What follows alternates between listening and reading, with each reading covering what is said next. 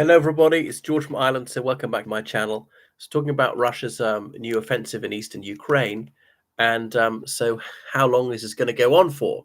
Well into next year anyway. Is Russia going to take Kharkiv, which is the second biggest city in Ukraine? Is only about 30 kilometers from the Russian border, and I'm saying that they are going to take Kharkiv, but not anytime soon. It'll be close to the end of this year. It's always taken longer, everything they've done, than anybody forecast. Like taking Bucha over a year ago, taking Avdiivka earlier this year. And Avdiivka was really only because certain Republicans in the House of Representatives held up that $61 billion aid package.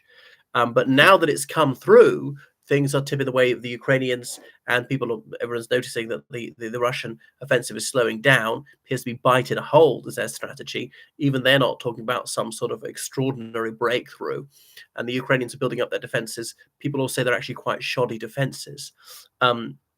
But that's why the casualties are getting higher, why there's this frantic attempt to gain yardage now before those American munitions and weapon systems arrive in serious numbers. Yeah, that's it. Just to keep pressing on various sectors in the front, on the ground, that Ukraine can't be strong everywhere, is reminiscent of sort of 1918 on the Western Front, where the Allied forces would have a big attack here, but when German resistance stiffened because they'd rushed in reinforcements, then they start attacking over there. And when the Germans move reinforcements over there, you start attacking somewhere else, and you exhaust them. They just can't keep going like that because the front is well over 1,000 kilometers long. Remember, the Ukrainians, they can never have parity of numbers or anything close to it in terms of troop numbers now. The Russians say they've got over 600,000 troops on the front line. The Ukrainians rather fewer than that. But the only thing is the Ukrainians could have parity number of assets, but those aren't being supplied. But the quality of the assets could be the force multiplier. If it's a weapon system with a longer range, was more accurate, and it's got just greater lethality, will kill everyone in a 100-meter radius rather than but it'd be 50-meter radius to the Russian equivalent, something like that. I'm not a military man. I'm sure it shows. But Russia just wants to keep this going so that the Ukrainian resilience will run out. They're just wearing them down as an attritional strategy, but also it's the political will of foreign governments to keep supplying them. Notice only 10% of Europeans think that the Ukraine's going to win this war, and that's only going to go down. And Americans is not quite that pessimistic. So that politicians will be voted in who are going to reduce or cut off our aid, and Russia's already enjoyed some success with that, hoping Trump would come back or something like that. But 70% of Ukrainians say they were not willing to give away land for peace. And I'm surprised it's that high after these casualties. Well over 31,000 killed. 31,000 is what they admitted to. Russia thought it'd be over 100,000 killed. So Putin doesn't care about loss of people, but he does care about loss of equipment. We know that, which is why he's so cautious of the Black Sea Fleet, keeping the eastern shore of the Black Sea Fleet like Novorossiysk, because he could throw them all against the Ukrainians, and okay, several more capital ships would get sunk, but they bombard the Ukrainian coast more effectively. They might be able to take some of those remaining ports like Odessa, Chornomorsk, and there prevent any grain shipments by sea going out. Likewise, the Air Force, he had how many planes? It was over 3,000 aircraft of all types. If you threw them all at the Ukrainians, or even if it was a 2-to-1 loss, even if you lost 600 planes for the sake of destroying the 300-plane Ukrainian Air Force, that would have been worth it to have complete control of the skies. So the Russians still have air superiority, but they don't control it completely, which they could have done. And back then, Ukraine had very little air defense. So in some ways, they're actually quite circumspect, and you can play on that. And they haven't used tactical nuclear weapons on the battlefield or anything like that. They haven't used other weapons of mass destruction. They've only threatened it. But Russia's strategy obviously is to demoralize Western countries, spreading disinformation, blowing up warehouses which have got munitions for Ukraine.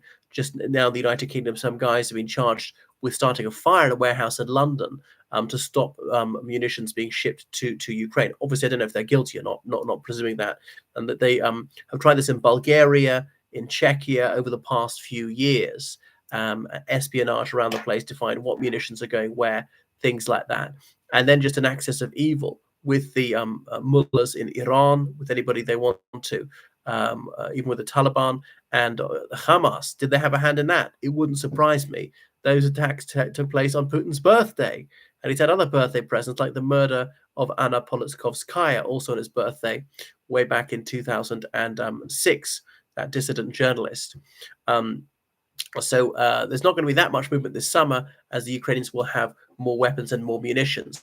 The Russians keep inching forward at very high losses, but keep this war going into 2025, especially if Trump comes back, and that's when I think they really might have another chance. And just but by them amping up their war economy, by really increasing production to have more shells, more tanks, more missiles, more drones, and keeping up these attacks on Ukrainian cities, thinking that will break Ukrainian morale, which it really hasn't. And yes, it is killing people. And yes, it does cut off electricity. But there's actually a waste of munitions. I mean, forget about morality and legality for a second. If you put all that against the Ukrainian military, that would have more effect on the outcome of the war, because there was a chance this would work, in the first winter of the war, but it didn't. Sometimes, at some stages, over 20% of Ukrainians went without electricity for a couple of days. Now, people are still sometimes going without electricity. It's nothing like as much as 20%, and they're increasingly connected to the European Union electric grid. So in a couple of years' time, it will have almost no effect. And the Ukrainians themselves are sometimes being unwise at hitting infrastructure, even civilian targets, even illegal and immoral as well. Just because I support Ukrainian freedom doesn't mean I have to pretend that Ukraine has never breached international law in the way it's conducted this war. So Russia thinks that whether they can just keep going because they have the numbers, they have this almost inexhaustible reservoir of people they can throw into the battle, into the meat grinder, as they call it. And so that's it. It's just sheer weight of numbers and metal is going to win in the end, rather than some dramatic breakthrough. They just have way more shells, and that the political situation will only evolve in their favor. And they don't have new sophisticated weapons that are going to make the difference. One worrying thing for Russia coming up is those F-16s finally are going to arrive this summer, but obviously not in great numbers. They're actually quite old, used ones, so that they haven't taken advantage of their air superiority really whilst they've had it. And that's it. Is nothing particularly ingenious. There are obviously problems, which is why they dismissed the defense minister, the deputy defense minister, facing charges of embezzlement and accepting bribes. This is in a country with over a 99% conviction rate, and another senior defense official likewise. So it might be intra-elite warfare, it might be sort of underperformance, but they're dressing it up as actual corruption.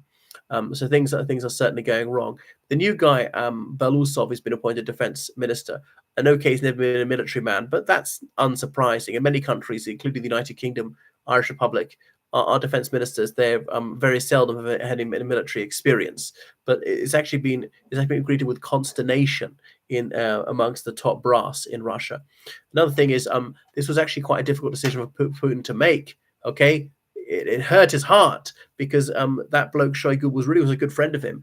I remember several years ago on Putin's birthday, he put out a photo of him with Shoigu and nobody else, only him and Shoigu fishing for salmon. And there was even talk that Shoigu might be a successor. I don't think it was ever going to happen. Partly he's almost the same age. The other thing is he's half ethnically Tuvan, and Putin, much though he likes this bloke, says no, someone who's indigenous Russian must be present, nobody else.